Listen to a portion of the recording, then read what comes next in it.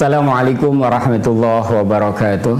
Bismillah, alhamdulillah, wassalatu wassalamu ala rasulillah Muhammad ibn Abdillah wa ala alihi wa sahbihi wa mawalah. Rabbi shrah li sadri wa yassir li amri wahlul 'uqdatan min lisani yafqahu qawli, amma ba'du. Sahabat muslim yang dirahmati Allah, kita lanjutkan pembahasan kita daripada hal-hal yang mendasar daripada urusan agama kita. Kita masih membahas rangkaian daripada syarat salat kita, yang ini penting bagi kita, buat setiap kita yang baru belajar agama, yang baru balik, yang baru mu'alaf, atau setiap kita yang telah menjalankan ibadah kita, ritual ibadah kita, salat kita dan seterusnya. Tapi mari sama-sama kita periksa lagi hal-hal yang menjadi sesuatu harus terpenuhi di dalam ibadah kita, syarat, rukun, dan menghindari hal-hal yang membatalkan. Dan kita masih dalam pembahasan syarat kita, syarat salat kita yang kedua, yaitu suci diri kita dari hadas. Dan kita telah membahas tentang hadas kecil dan mengangkatnya dengan wudhu. Kemudian hadas besar, ini adalah hal yang akan kita bahas pada pertemuan kali ini, yaitu hadas besar diangkat dengan mandi wajib. Bismillahirrahmanirrahim. Dikatakan wa amma ghuslu fayajibu ala rajulil wal mar'ati idza kharaja li ahadihima maniyun fi yaqdhatin aw naumin walau qatratan, maka wajib mandi untuk mengangkat hadas besar bagi setiap laki-laki maupun perempuan apabila keluar daripada mereka, laki-laki atau perempuan tersebut, keluar mani di dalam keadaan terjaga, yaqdhatin au naumin, atau di dalam keadaan tidur, mimpi basah, keluar mani. Maka dengan keluarnya mani berarti kita memiliki hadas besar yang kita tidak bisa sholat dengan membawa hadas besar tersebut. Maka diangkatnya hadas besar tersebut dengan mandi wajib, yang mandi itu diwajibkan atas kita ketika kita memiliki hadas besar ini.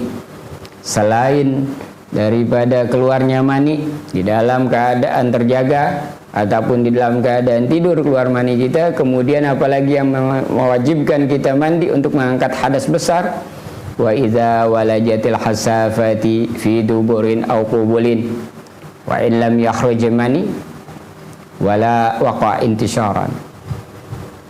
Apabila masuk kemaluan laki-laki kepada kemaluan perempuan, kubulin au duburin, atau masuk ke dalam dubur, ya, ini bahasanya fikih. Kalau di dalam hal yang dilarang, maka dilarang di antara dosa besar apabila memasukkan kemaluan laki-laki ke dalam dubur, dosa besar. Tapi pembahasan ini adalah pembahasan di mana apabila itu terjadi, maka itu juga baik masuk ke dalam lubang pembuangan yang depan, kubul ataupun dubur laki-laki, maka wajib mandi hadas besar sekalipun tidak keluar mani dan tidak terjadi apa yang selajimnya hubungan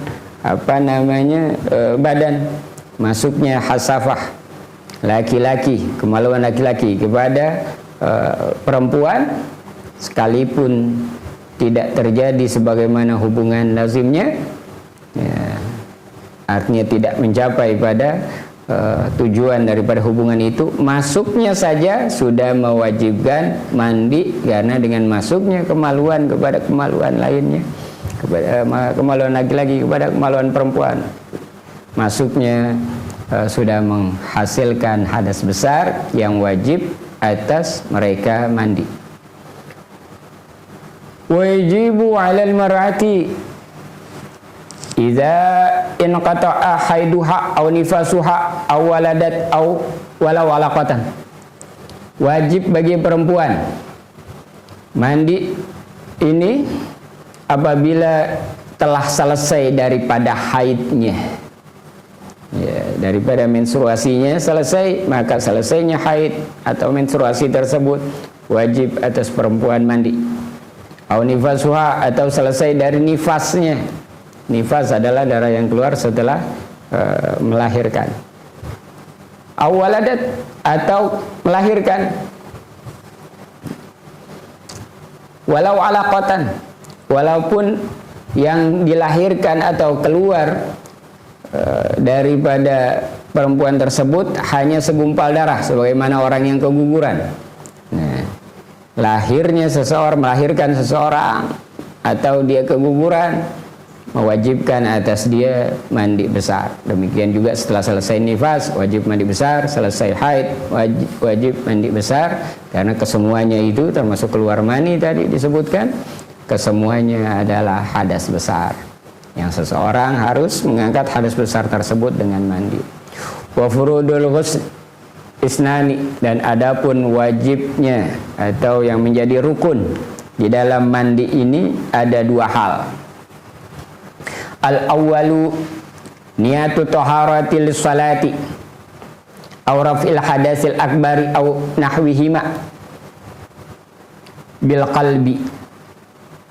Yang pertama adalah niat untuk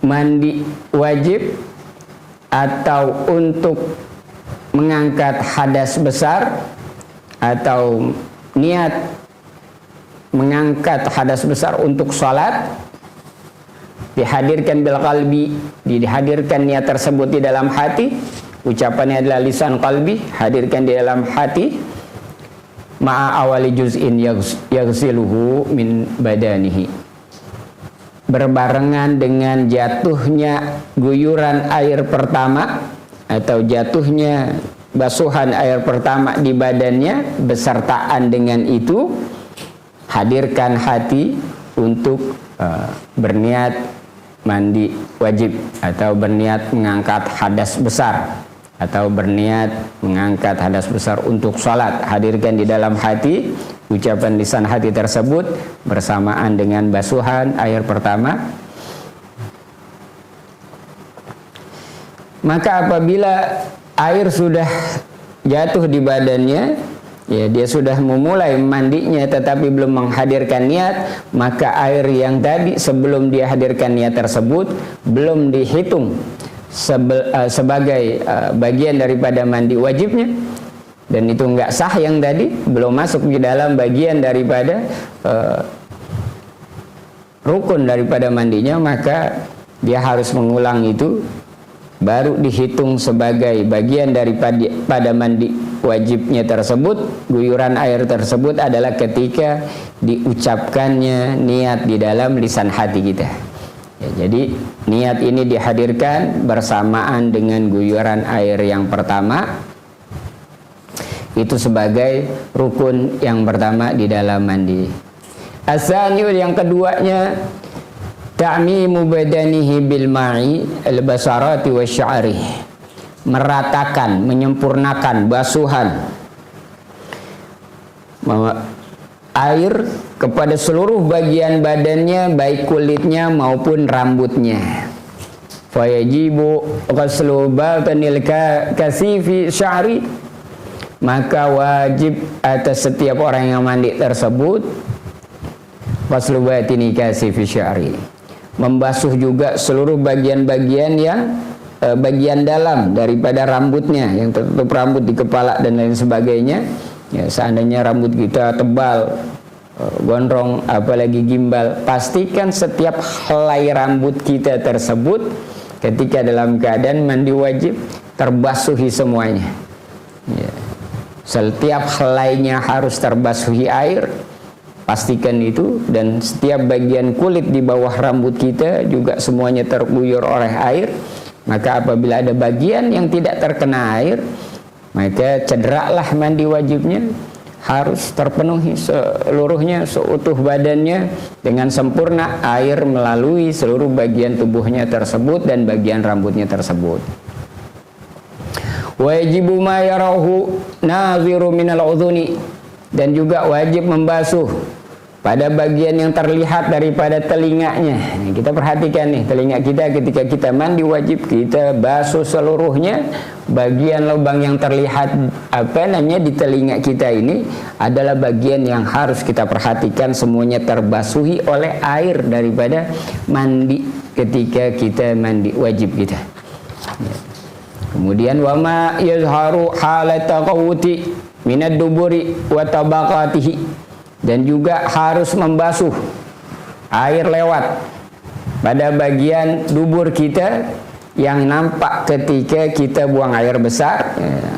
Bagian yang ketika kita buang air besar terlihat keluar daripada lingkaran dubur kita, itu termasuk yang harus terbasuhi air ketika kita mandi wajib ini. Wa ma yazhar min farajil mar'ati idza jalasat ala qadamiha, dan juga bagi perempuan maka harus terbasuhi juga bagian dalam ini agak vulgar tapi inilah fikih, bagian dalam perahunya perempuan, yang mana yang harus terlewati air dan terbasuhi di dalam mandi ini adalah yang nampak daripada milik perempuan tersebut. Apabila ia duduk di atas tumitnya, terbuka pada bagian itu, yang terlihat adalah bagian yang harus terbasuhi air, sebagaimana juga bagian telinga yang terlihat ini adalah bagian yang harus terbasuhi oleh air saat kita mandi wajib kita. Wa batina wal fati man lam yukhtan wa ma tahtaha, dan juga bagi laki-laki yang belum dikhitan, maka kulupnya, kulfah, kulp itu adalah kulit yang menutupi bagian kepala kemaluan laki-laki yang belum dikhitan, maka pada bagian kepala yang tertutupi oleh kulfah tersebut, maka bagian dalamnya wa ma tahtaha dan apa yang di bawah kulit tersebut semuanya harus terbasuhi oleh air daripada mandi wajib kita. Wa yajibu an yajriyal ma'u bi tabaihi ala kulli dzalik, maka harus mengalir air tersebut, dialiri air tersebut oleh pada seluruh bagian tubuh kita yang tadi disebutkan semuanya. Seluruh bagian tubuh kita harus terlewati air, dan air mengalir secara tabiatnya, air mengalir, sehingga dengan mengalirnya air tersebut membasuhi seluruh bagian tubuh kita, itulah yang membuat mandi kita menjadi sah. Dan apabila ada bagian yang tidak terlewati air, bagian-bagian yang seharusnya terbasuhi oleh air mandi wajib kita, apabila tidak terbasuhi pada bagian-bagian tertentu yang wajib air lewat, maka mandi kita tidak sah. Dan demikian juga berkaitan dengan air yang sebelumnya sudah kita bahas, bahwa air yang bisa digunakan untuk mengangkat hadas adalah air yang suci, mensucikan, air mutlak. Maka kita perhatikan bahwa air yang kita gunakan di dalam mandi kita adalah air mutlak yang suci, mensucikan, bukan air musta'mal dan bukan air yang mutanajis, dan bukan juga air yang mukhallit, tercampur dengan benda-benda tertentu yang mencederai kemurnian air mutlak kita. Jadi pastikan yang kita gunakan adalah air yang air mutlak yang telah kita sebutkan urutannya. Itu yang kita gunakan dalam mandi wajib kita, sehingga penggunaan sabun cair dan lain sebagainya jangan dicampur dengan air mandi kita. Itu nanti setelah kita terpenuhi tadi yang bagian rukun, air melewati semuanya, kita bisa baru tambahkan setelahnya sabun dan lain sebagainya, sehingga yang kita gunakan di dalam mengangkat hadas kita dalam mandi adalah, kita pastikan yang digunakan adalah air yang suci, mensucikan daripada air mutlak kita yang bukan air mutanajis dan juga bukan air musta'mal. Sahabat muslim yang dirahmati Allah, demikian pembahasan daripada syarat salat kita yang kedua, yaitu bersih badan kita dari hadas. Yang pertamanya adalah bersih dari badan najis, pakaian badan dan tempat. Syarat yang keduanya adalah suci dari hadas. Hadas kecil diangkat dengan wudu, hadas besar diangkat dengan mandi. Mandi adalah syaratnya dua. Yang tadi pertama niat bersamaan dengan jatuhnya air pertama. Syarat kedua adalah air yang kita gunakan mandi tersebut melewati, membesuhi semua seluruh bagian badan kita, baik kulit maupun rambut. Sahabat muslim yang dirahmati Allah, pada pertemuan selanjutnya kita akan masuk kepada syarat selanjutnya, yaitu yang ketiga. Alafu minkum, mohon dibukakan pintu maaf sebesar-besarnya apabila ada ucapan-ucapan yang tidak berkenan atau salah dalam perkataan. Billahi taufiq wal hidayah. Allahumma fiqh ila aqwamit thoriq. Assalamualaikum warahmatullahi wabarakatuh.